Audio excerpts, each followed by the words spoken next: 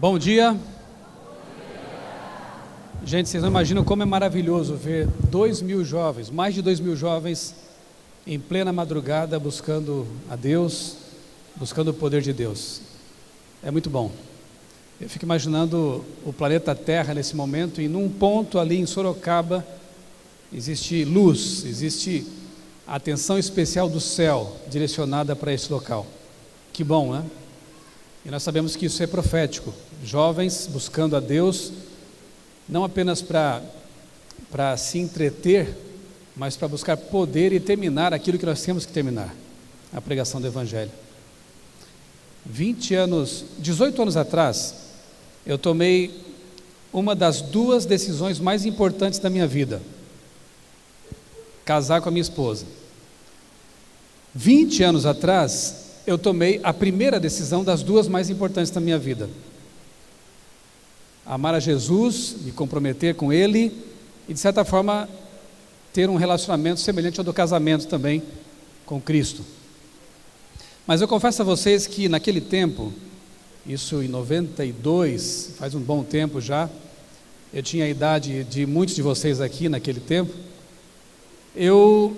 claro que eu me apaixonei pela mensagem adventista, me apaixonei pela doutrina do sábado, vi muito significado nisso, no criacionismo, algo que me apaixona até hoje, uma vez que eu era darwinista até então, naquele tempo.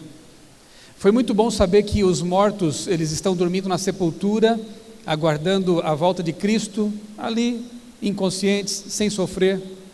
Eu tenho um irmão que nasceu antes de mim, faleceu com 4 meses de idade apenas, e eu quero conhecê-lo quando Cristo voltar. Foi muito bom saber disso, e para minha mãe foi muito mais importante ainda saber que ela reencontraria seu filhinho. Foi muito bom saber que Cristo está no santuário celestial, intercedendo por nós diariamente, dioturnamente, a cada instante ali. Foi muito bom saber que existe um estilo de vida que traz prazer saudável, o estilo de vida bíblico dos adventistas. Mas tinha uma coisa que me deixava um pouco preocupado com a mensagem adventista. Eu ficava um tanto cético quando ouvia sermões, palestras que falavam sobre o tal do decreto dominical, que falavam que no futuro haveria uma perseguição contra um povo que doa sangue, que doa cestas básicas a pessoas que precisam de alimento, de outras coisas, um povo pacífico, ordeiro, que é capaz de se reunir aqui num auditório com 2.000 pessoas e estar assim, tranquilos, em paz, tendo prazer em coisas saudáveis. Eu pensava, o que vai levar o mundo a perseguir um povo tão bom? E que história é essa de decreto dominical? Eu achava que isso era uma teoria da conspiração. Eu não conseguia naquele tempo, nos anos 90, ver assim um cenário que possibilitasse um tipo de coisa que mais parecia ficção científica. Confesso que 20 anos depois a minha imagem, a minha visão, a minha opinião mudou bastante. E eu quero expor a vocês aqui nesta noite, se puderem colocar nas telas ali a apresentação, um tema que tem me chamado a atenção. O curioso é que eu apresentei esse tema já em 3 partes, e de repente me dei conta que eu podia unir as 3 numa só, e tentar ficar dentro do tempo de 40 minutos, né, pastor? O Papa, o domingo e os fundamentalistas. Será que está alcançando aqui o nosso controle? Fui eu ou foi você? Fui eu? Deixa eu falar um pouquinho para você sobre selos, né? Abra a sua Bíblia em Apocalipse, leia o livro, né? Vamos fazer agora isso. Apocalipse capítulo 13, os versos 16 e 17. Um texto bem conhecido, você conhece o capítulo. Aqui fala sobre um poder perseguidor, opressor, manipulador, chamado de besta. Em Daniel, ele tem um outro nome, mas é o mesmo poder, o chifre pequeno, a ponta pequena, né? E nos versos 16 e 17 nós lemos assim: também obrigou todos, pequenos e grandes, ricos e pobres, livres e escravos, a receberem certa marca na mão direita ou na testa, para que ninguém pudesse comprar nem vender, a não ser quem tivesse a marca, que é o nome da besta ou o número de seu nome. Ezequiel capítulo 20, verso 20, você conhece bem, acho que até de memória, né? E santificai os meus sábados, por quê? Servirão de sinal entre mim e vós, para que saibais que eu sou o Senhor que o santifica. Bem, a Bíblia apresenta claramente aqui dois sinais, dois selos de identificação. A marca desse poder chamado de besta, e o outro, o selo ou a marca de Deus. Um outro detalhe interessante é o seguinte, lá em Gênesis capítulo 2, pode voltar uma tela por favor? Nós vemos então o estabelecimento do sábado, lá na criação do mundo. Uma ideia, uma doutrina, um conceito que vem progressivamente sendo corroído, né, na mentalidade das pessoas. Mas nós cremos nisso. E ali é dito que Deus fez 3 coisas especiais no sábado. Ele descansou, não porque estivesse cansado, dando-nos o exemplo, ou cessando sua obra criadora.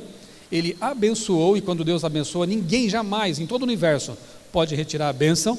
E Deus santificou o sábado, o separando para uma finalidade especial. Lá em Êxodo capítulo 20, versos 8 a 11, você conhece muito bem, ali está o mandamento do sábado. E ali há um convite para que nos lembremos semanalmente de que Deus é o Criador. Alguém já disse que se o sábado fosse guardado devidamente desde a criação do mundo, talvez hoje houvesse muito poucos ou nenhum ateu, cético ou agnóstico.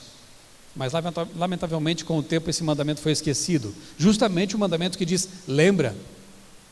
E aí houve uma abertura para a descrença. Ok, um outro texto,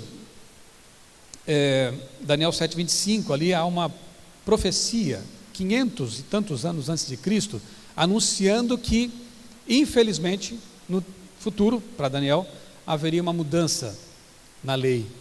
Um pretenso poder, iria se arrogar o direito, arrogantemente, de mudar a lei de Deus. E ali diz que ele cuidaria, é a mesma besta do Apocalipse 13, que ali é chamado de chifre ou ponta pequena, cuidaria de mudar os tempos e a lei.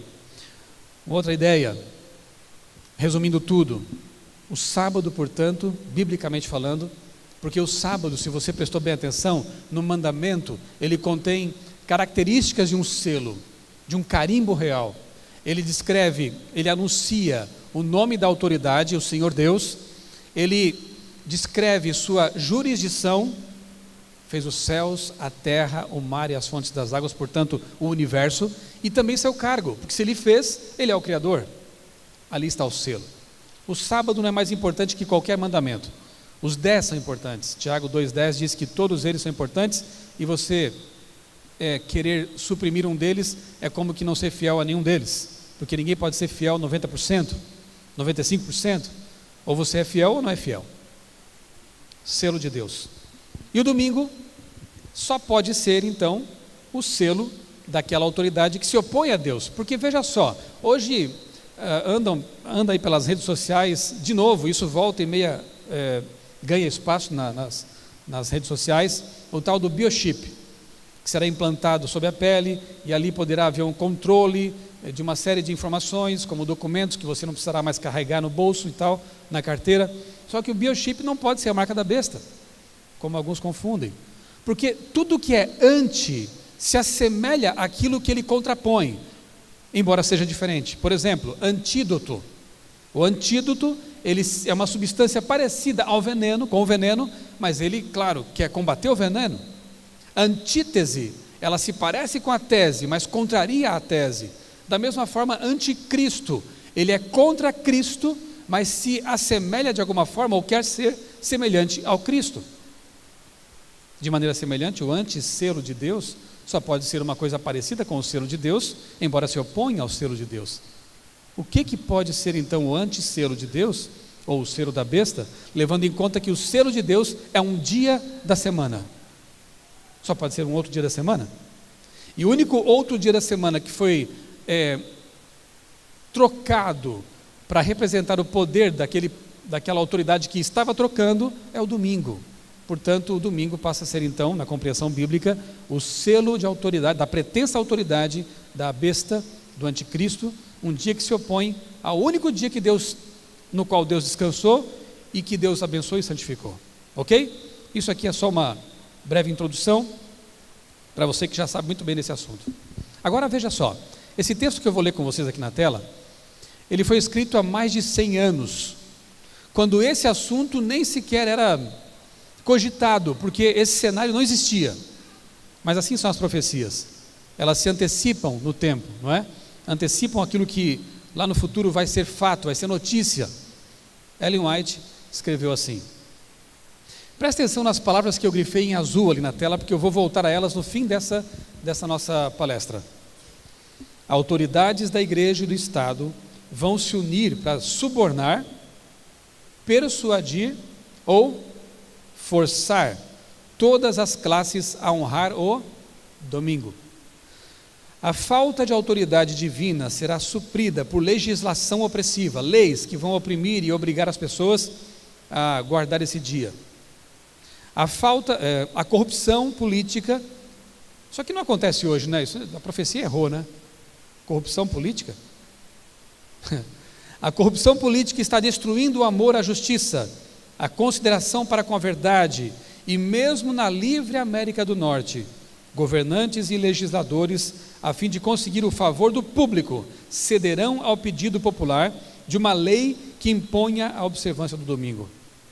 A liberdade de consciência, obtida a tão elevado preço de sacrifício, não mais será respeitada. No conflito prestes a se desencadear, veremos exemplificadas as palavras do profeta. O dragão, Satanás, irou-se contra a mulher, a igreja, e foi fazer guerra ao restante, o resto de sua semente. Quem são esses? Os que guardam os mandamentos de Deus e têm o testemunho de Jesus Cristo.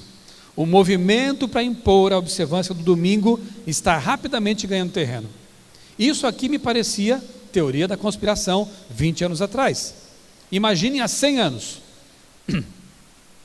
Mas ela diz que em algum momento isso ganharia terreno rapidamente. Essa tentativa de imposição de um dia da semana como lei. Nós vamos ver agora aqui, queridos, 3 linhas, 3 tendências que estão marcando o nosso tempo e que podem, separadamente ou juntas, eu creio que juntas, favorecer a imposição desse dia como lei e de uma forma que todo mundo aceite. Que tipo de argumento será usado para convencer, por exemplo, muçulmanos que guardam a sexta-feira?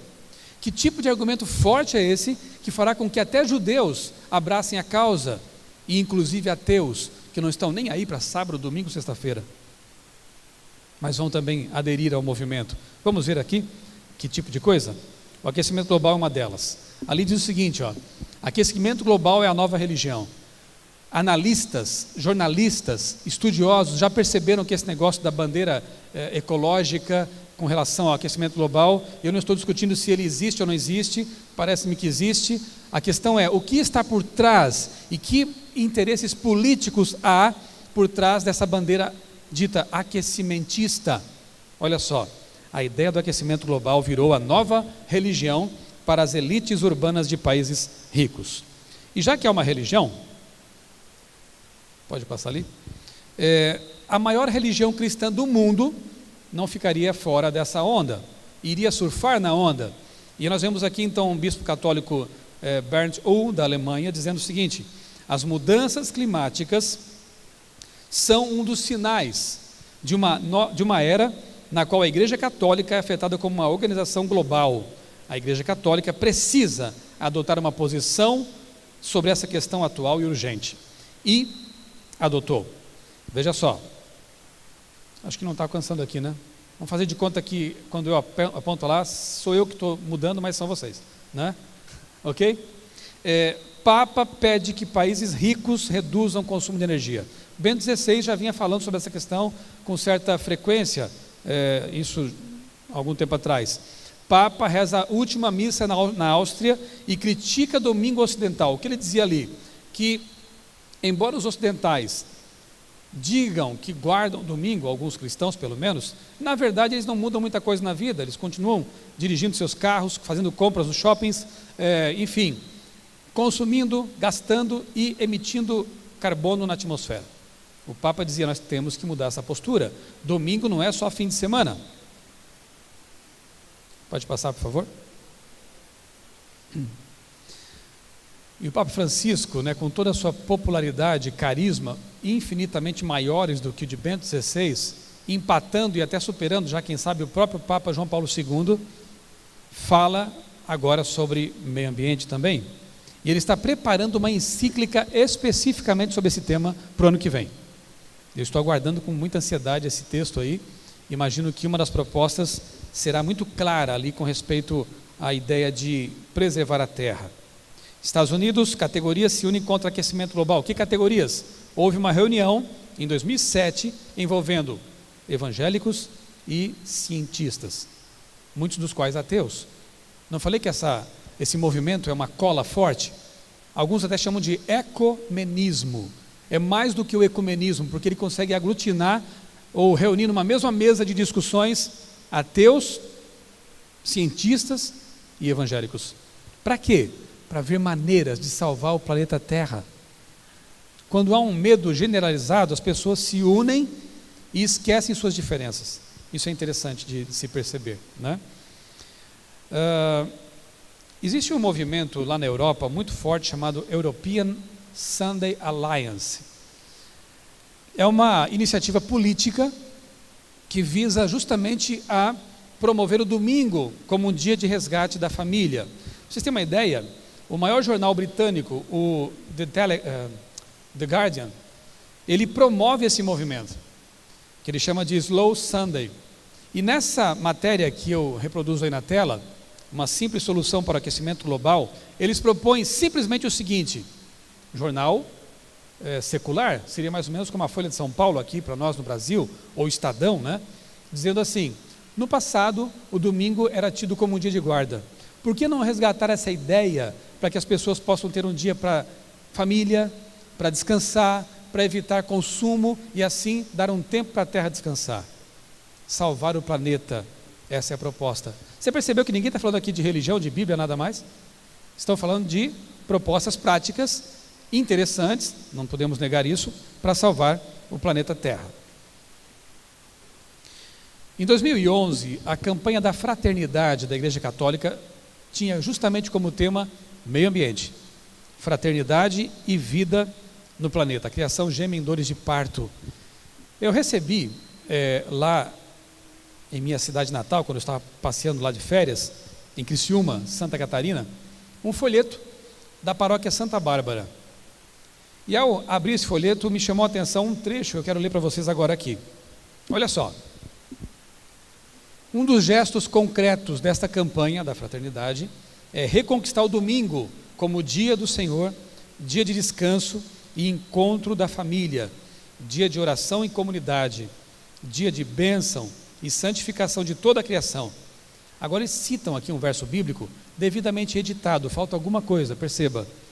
Depois de tudo isso feito, Deus viu que era muito bom e descansou, abençoando a obra que tinha feito. Em que dia ele descansou?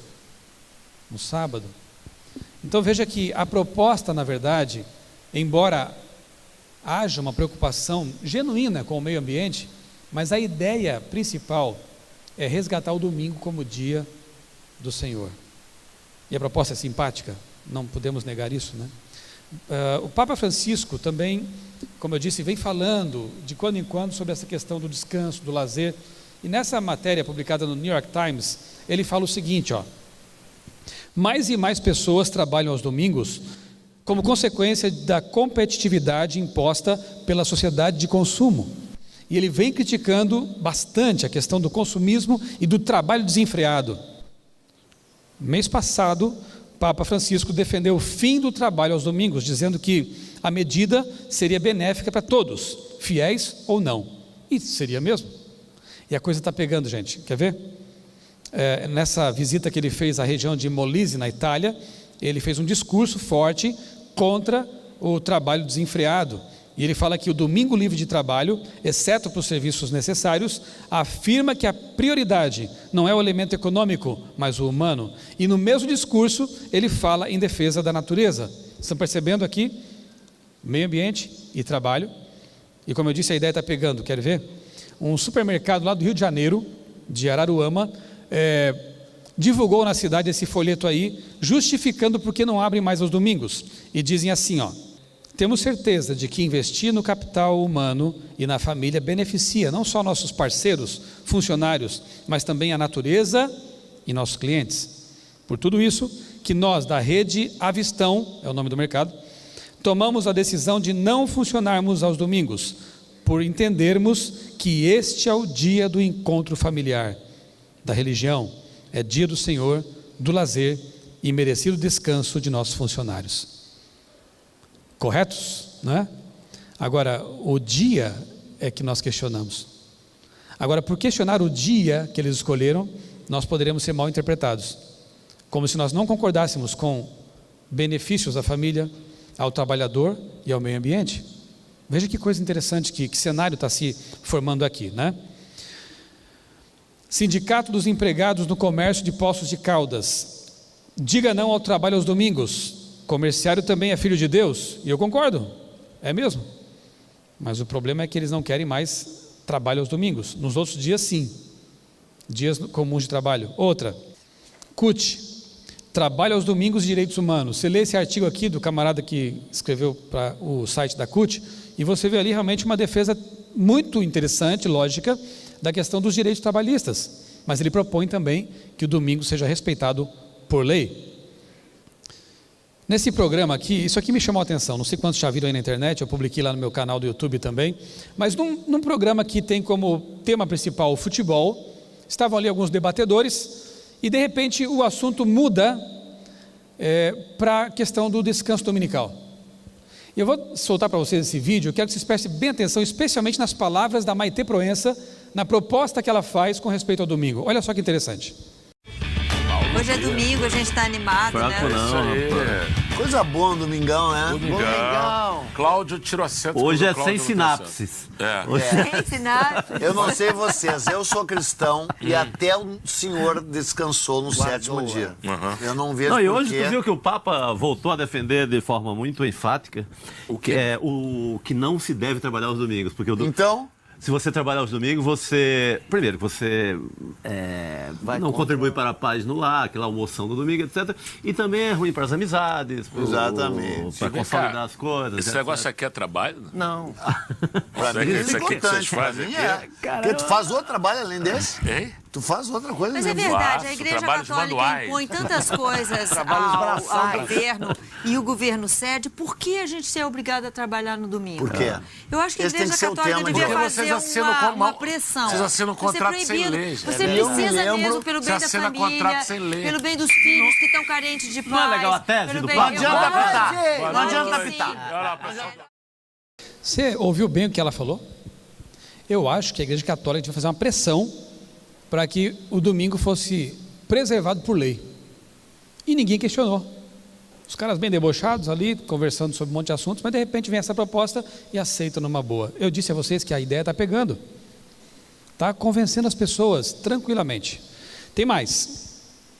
Há um esforço assim bastante claro e forte, um esforço forte, olha a redundância aqui, para construir um consenso em torno dessa ideia do descanso dominical. Querem ver? Em junho deste ano, houve um encontro especial no Vaticano, costurado por um bispo anglicano que faleceu recentemente, de uma morte assim bastante absurda e estranha. Dirigia sua moto lá na Inglaterra e um carro veio na contramão e o atropelou, né? O bispo Tony Palmer, que é o que está lá no lado direito, né, extremo ali na tela, ele era uma espécie de arauto do Papa, embora não fosse católico, um bispo anglicano, e ele conseguiu reunir no Vaticano líderes evangélicos que representam quase 200 milhões de norte-americanos evangélicos, todos ali juntos com o Papa, tentando ver maneiras de promover essa união entre os cristãos para que o mundo seja abençoado. E o interessante é que a tônica desses líderes é a seguinte: o protesto acabou. Que protesto? O protestantismo.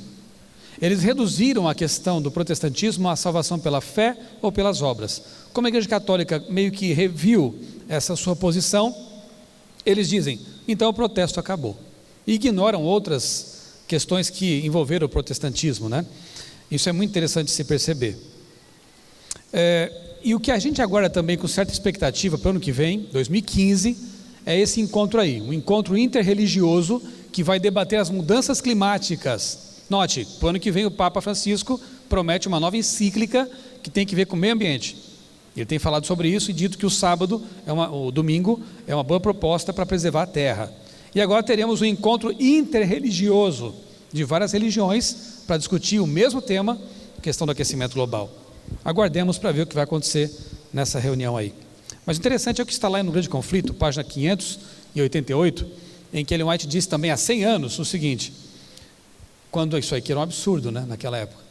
Os protestantes dos Estados Unidos serão os primeiros a estender as mãos através do abismo que então havia, hoje não há mais. Hoje existe uma ponte bem plana, bem asfaltada, né? Estenderão a mão através do abismo para apanhar a mão do espiritismo. Isso já foi feito há algum tempo, não é? A crença na alma imortal e tudo mais, isso aí tem tudo que ver com o espiritualismo. E a outra mão estenderão o poder romano. E sob a influência dessa tríplice união, os Estados Unidos seguirão as pegadas de Roma, desprezando os direitos de consciência de uma minoria que teimosamente vai insistir que o dia está errado, que Deus estabeleceu na criação outro dia como memorial de sua criação, dia da família, dia da liberdade e assim por diante. Quais foram as 3 palavras que eu pedi para vocês gravarem mesmo lá no comecinho da palestra? Que Ellen White disse que a besta vai fazer para que as pessoas aceitem ou pelo menos concordem com a imposição do domingo. Lembram? Vão o quê? Persuadir é uma delas. Impor e subornar. Recentemente, um jornalista que é editor da revista Scientific American Brasil, Ulisses Capozoli, escreveu um artigo interessante lá no site Observatório da Imprensa. À medida que eu vou ler aqui para vocês essa matéria, ou um trecho dela, eu quero que vocês lembrem do que Ellen White escreveu há 100 anos. O IPCC, que é o painel lá da ONU que cuida desse assunto de mudanças climáticas, o IPCC deve alterar imediatamente sua forma de produzir e liberar dados, de forma que a opinião pública internacional, melhor e mais rapidamente informada, pressione seus governos a adotar políticas restritivas às emissões de gases de efeito estufa. Pressionar, políticas restritivas, o que é isso? Impor. A mídia deve sensibilizar para cumprir o papel que lhe é devido. Mídia sensibilizando, o que é isso? Persuasão. Ele conclama a imprensa para persuadir as pessoas para aceitar a imposição de leis restritivas. É necessária uma reação nova e inédita na comunidade internacional via governos nacionais. O que ele propõe aqui é o seguinte, os governos têm que tomar jeito e impor leis para salvar o nosso mundo. E Ulisses, que eu saiba, é ateu. Que coisa interessante, né? Como as profecias podem se parecer tanto com o jornal do dia seguinte. E a questão do fundamentalismo, o que nós podemos dizer a respeito disso? Algumas coisas. Após o 11 de setembro, o atentado terrorista lá nas Torres Gêmeas, nós percebemos uma mudança na mentalidade das pessoas, não é? Em relação ao tal do terrorismo e ao fundamentalismo. Os americanos não aceitavam muitas coisas que hoje aceitam por medo de morrer. E como eu disse há pouco, quando as pessoas têm medo, elas aceitam até que suas liberdades pessoais sejam limitadas, por lei mesmo. 10 anos depois, a revista Veja publicou em sua uma matéria de capa, uma das matérias de destaques na capa dela, sobre justamente os efeitos do 11 de setembro. E um trecho dessa reportagem dizia assim: assim como as outras formas de radicalismo religioso, ele, o fundamentalismo, exige que se viva sob uma interpretação literal e, portanto, originalmente pura dos textos sagrados. Segundo a revista Veja, quem são os fundamentalistas? São aqueles que interpretam literalmente os textos sagrados. Uma autora importante aí nesses estudos sobre religião, uma ex-freira católica, Karen Armstrong, no livro Em Nome de Deus, define assim os fundamentalistas: cristãos que rejeitam as descobertas da biologia e da física sobre as origens da vida. Não é bem assim, porque eu sou criacionista e não rejeito totalmente as descobertas da física e da biologia. Eu rejeito aquilo que é filosófico, metafísico, mas o que é científico a gente aceita numa boa. Mas enfim, deixa para lá essa questão. São aqueles que rejeitam então as descobertas da biologia e da física sobre as origens e afirmam que o livro do Gênesis é cientificamente exato em todos os detalhes. Gente, quem é o grupo que hoje ainda insiste na literalidade do Gênesis, os primeiros capítulos, criação, dilúvio, e que crê que esse livro é histórica e cientificamente confiável? Que grupo é esse? Uma minoria absurda nesse planeta. Você sabe o nome deles, né? Olha só, qual é a posição do Papa agora com relação... Já sabemos qual é a posição dele sobre o meio ambiente, sobre a questão do trabalho, sobre a família, mas o que ele pensa sobre os fundamentalistas? Isto, Papa pede para as pessoas não serem fundamentalistas. Isso foi publicado, ele disse isso mês passado. Ele diz que o fundamentalismo é fechar-se a outras ideias e ter ideias únicas. Olha o que ele define. E naquele congresso havia jovens, como vocês aqui, que aplaudiram essa posição do Papa, de não querer que as pessoas sejam fundamentalistas. Ele não quer que as pessoas creiam na literalidade da Bíblia, não quer que as pessoas tenham uma mente fechada, segundo a posição dele. Mas quem são então os fundamentalistas? Esse livro aqui é muito revelador. Ele foi publicado pela Paulinas, uma editora católica, e é uma obra acadêmica. E lá num capítulo dele, o autor define essa questão e diz assim, que o criacionismo não consiste na sobrevivência de uma cosmovisão pré-científica. Ao contrário, trata-se de um fenômeno moderno ligado primariamente aos adventistas e ao fundamentalismo cristão norte-americano. Eles colocam num só parágrafo essa relação entre criacionistas e fundamentalistas. Antes do 11 de setembro, fundamentalistas eram basicamente os terroristas islâmicos. Após, outros grupos têm entrado nessa definição, especialmente os tais dos criacionistas. Isso aqui é perigoso, gente. No mesmo livro, o autor corretamente diz o seguinte: a história do criacionismo no Brasil está fortemente vinculada à Igreja Adventista do Sétimo Dia. Ele dá nome, então, a esse povo. A primeira obra brasileira que tratou do criacionismo foi publicada em 1919. Olha quanto tempo, hein? Seu autor, o primeiro adventista batizado no Brasil, Guilherme Stein Jr. Foi o primeiro adventista brasileiro, na verdade, o primeiro batizado no Brasil. Percebem como os próprios católicos estão agora dizendo quem são os tais dos fundamentalistas? Uma das denominações mais importantes no desenvolvimento do criacionismo foi, e ainda continua dizendo aquele livro da Paulinas, a Igreja Adventista do Sétimo Dia, enfatizando a leitura literal da Bíblia, base para sua afirmação de que o sábado seria o verdadeiro dia de repouso ordenado por Deus. Ellen White e outros fundadores afirmaram que o mundo teria sido criado em 6 dias literais. Como pode pessoas do século 21 ainda crerem nessas ideias fundamentalistas? No livro Último Império, pastor Vanderlei Dornelles tem um capítulo bem interessante ali sobre a questão dos dissidentes da nova ordem mundial, os fundamentalistas, né, ou criacionistas. E ele diz assim: embora não se considerem fundamentalistas, eu não me considero assim, creio que você também não deve aceitar esse apelido. Os adventistas defendem a dimensão histórica do relato da criação e dos eventos representados nas profecias. Sim, nós cremos nisso, mas isso não faz de nós radicais, terroristas, nem fundamentalistas, ok? Vou passar outro pequeno vídeo para vocês, que mostra para onde as coisas têm caminhado. Vejam um pastor adventista sendo humilhado, desprezado e taxado de fundamentalista. Por quê? Porque ele crê na palavra de Deus. Solta para mim lá o segundo vídeo, por favor. Pastor, from the Seventh-day Adventists, you believe that the end is coming, not necessarily this year, but you believe it is coming. What will happen? Yeah, I believe the end is coming. What will happen is, according to the biblical record, Christ will descend from heaven with his angels, and he's coming to take those who have accepted him and been saved by his grace. Can I just, will this literally happen? It will literally happen. The sky will... There'll be the sound of the trumpet, there'll be the voice of the archangel, there'll be the appearance of Christ, literally, with his angels. Yeah.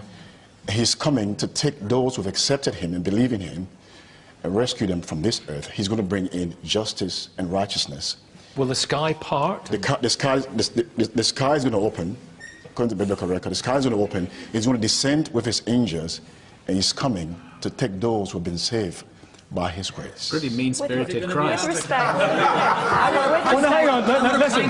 Wait a minute. Wait a minute. You're not going to be laughing soon, I'll tell you that. Listen. It says this is all in the Bible, isn't it? It's in Revelations and Thessalonians, and it's in Revelation, John. It's in Thessalonians. Yeah. It's in the book of John. Yeah. What happens then? What happens during there's a thousand year period? What happens then? Yeah, there's a period of 1,000 years, and the 1,000 years begins at the coming of Christ. He comes to take those, like I said, who have been saved by his grace, and those who have not accepted Christ, because God gave us, he gives everybody the provision to accept the salvation that he offers free of charge. He's offered salvation free of charge for those who accept it. So it's not just Seventh-day Adventists? Not just Seventh-day Adventists, it's open to everyone. Everyone who's accepted Christ, but not Muslims or Hindus or... Sikhs. Well, I haven't accepted him. Yeah. Christ, he makes a statement in the Jews? book... No, he makes a statement in the book of John, chapter 14, verse 6. Right. He says that, I am the way, the truth, and the life. But he only takes those who believe in him. I'm the way, the truth. What about children who have never... I'm the way, the truth, and the life. Yeah. No one comes onto the Father except through me. It's a radical statement. It is a radical statement. It's a radical statement. It's an exclusive statement. It's a radical statement, but... rubbish. Okay, tell me about that. What would you like to say? Sorry, let me just finish. Okay. No. So what I say is that salvation comes through only Christ. Salvation comes through him. So, but we've got a vision, if that's the right word, of what's going to happen, and it's in the Bible. It's in the Bible. It's fundamentalism we're talking about, and fundamentalism produces problems in all major world religions, and it produces problems in Christianity. You're cherry picking. This is a fundamentalist interpretation of Scripture, which actually misunderstands a very poetic piece of writing in the book of Revelation. It misunderstands Paul's view that the kingdom was coming immediately, not in 1,000, 2,000 years' time, but that was, we now know, a misunderstanding of Paul and the early Christians. They thought Christ was coming back again. We now work on an entirely different basis in the mainstream. It's in the New Testament. But so what? There are things in the New Testament, Nicky, which we actually have to reinterpret in the light of biblical criticism and modern understanding of Scripture. And this fundamentalist approach doesn't work. Programa que foi ao ar pela BBC de Londres, com tremenda audiência. Você estaria preparado para isso? Viram como as pessoas aplaudiram o liberal, o teólogo liberal, um sacerdote, enquanto riam, debochavam daquele que crê que Cristo vai voltar? Você está pronto para isso? Para enfrentar essa posição? Para ser taxado injustamente de fundamentalista porque você crê que Cristo prometeu voltar? Porque as palavras de Cristo são verdadeiras, e eles vêm dizer que não, foi um equívoco de Paulo, Jesus não vai voltar. Adão e Eva, isso é história para boi dormir. Como assim? Você é fundamentalista, e você vai ter coragem de defender até o fim a palavra de Deus, e a sua crença nela? Estará disposto, como os primeiros cristãos, a morrer por essa crença? Não a matar, como os fazem fundamentalistas, mas a morrer por ela. É bem diferente, né? Para a gente encerrar, eu quero... Olha só, mais um detalhe apenas. Meu tempo aqui já deve ter estourado, mas eu quero mencionar esse detalhe aqui. Semana passada, reagindo àquele conflito terrível lá no Iraque, em que cristãos estão sendo mortos, em que um jornalista foi decapitado em frente às câmeras, o Vaticano aprovou o ataque americano ao Iraque. E numa notícia, deixa eu pôr aqui a notícia em português, Papa Francisco aprova o uso da força militar no Iraque. Ele fala assim, é para conter as ameaças que os extremistas estão representando. E mais, eu destaco aqui um trecho da matéria. Autoridades do Vaticano já vinham há algumas semanas dando sinais de que a Santa Sé faria um esforço para enquadrar o caso do Iraque no rol de guerras justas, o que legitimaria uma intervenção militar. Primeira vez na história que o Vaticano se posiciona em favor de uma guerra que para eles é justa, para conter quem? Os radicais. Olha que coisa, que mentalidade está se formando agora. Se for para conter uma ameaça que eles consideram justa, ou melhor, injusta, eles promovem uma guerra justa, prendem, autorizando, de certa forma, os americanos a fazerem isso. Gente, é a profecia que se cumpre em nossos dias. Você está percebendo isso? Estamos acordados para isso? Duas bestas atuando em conjunto praticamente. O que pensamos nós, como adventistas do sétimo dia? Testemunhos para ministros e obreiros evangélicos, quando o Senhor declara que fez o mundo em 6 dias e descansou no sétimo, quer dizer o dia de 24 horas, que Ele assinalou pelo nascer e o pôr do sol. É nisso que nós cremos, é nisso que um adventista crê, independentemente do que o mundo diga, nós ficamos com a palavra de Deus, essa é a nossa fé. Jesus e o criacionismo, será que Jesus era criacionista? Mas como não? Lá em Mateus 19, 4 a 6, ele fala sobre o casamento, e ele se refere a Adão e Eva como literais, personagens históricos, porque se não for assim o casamento perde seu sentido, e não é por acaso que hoje o casamento tem perdido seu sentido, porque as pessoas não creem mais nas origens. O casamento é uma instituição edênica, literal. Hoje há outras modalidades de união que não deveriam ser chamadas casamentos. Mas por quê? Porque não se crê mais nas origens. Um outro texto interessante, que está lá em Mateus 24, 36 a 39, Cristo compara a sua vinda, os dias anteriores à sua vinda, aos dias que precederam o dilúvio. E diz que assim como foi lá, será aqui. Mas se aquilo lá for uma lenda, isso também passa a ser uma lenda, ou um mito, como quis dizer aquele sacerdote. Não, Cristo aceitava Adão e Eva como literais históricos, assim como Cristo cria, porque Ele viu tudo acontecer no dilúvio, como sendo literal histórico. Um texto com o qual quero encerrar, irmãos, é Lucas 21, 28, que diz: quando essas coisas começarem a acontecer, levantem ao alto os vossos olhos, vossa cabeça, porque a vossa redenção se aproxima. O que fazer para estar preparado para esse grande dia, irmãos? O presente dever de todo verdadeiro filho de Deus é aguardar pacientemente, vigiar atentamente e trabalhar fielmente até a vinda do Senhor, para que estejamos preparados para esse solene evento. Última tela. Eu quero destacar aqui as 3 coisas que nós temos que fazer para estar preparados. Primeira, vamos ler juntos? Aguardar pacientemente. Não desanime, querido jovem. Eu já estou há 20 anos na igreja, eu falei para vocês. Graças a Deus nunca desanimei. Graças a Deus eu aguardo a Cristo ainda com todo o entusiasmo do meu coração. Não desista. Um corredor, quando faltam 5 metros, 2 metros para a linha de chegada, não se atreve a parar para tomar um copo d'água, para dar uma descansada e uma relaxada. Não dá, está tão perto. Se você não percebeu ainda, Jesus está vindo, e nós temos que ter paciência para suportar a aparente demora, o frio, o calor, a fome, as tristezas da vida. Paciência, Ele vem. Segundo, vigiar atentamente, e essa vigilância, irmãos, é dupla. Não basta vigiar os sinais, as profecias, as notícias, porque haverá muitas pessoas muito bem informadas e perdidas. Essa vigilância é dupla, vigiar o que está fora e o que está dentro. Vigie seu coração. Como está a sua vida espiritual nesse momento? Como está a sua relação com Cristo?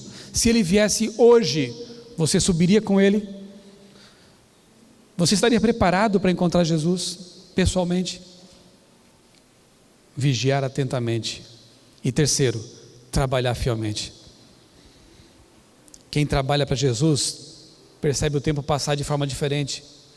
O tempo é relativo, né? E quem trabalha para Cristo, está envolvido na missão, não percebe o tempo passar.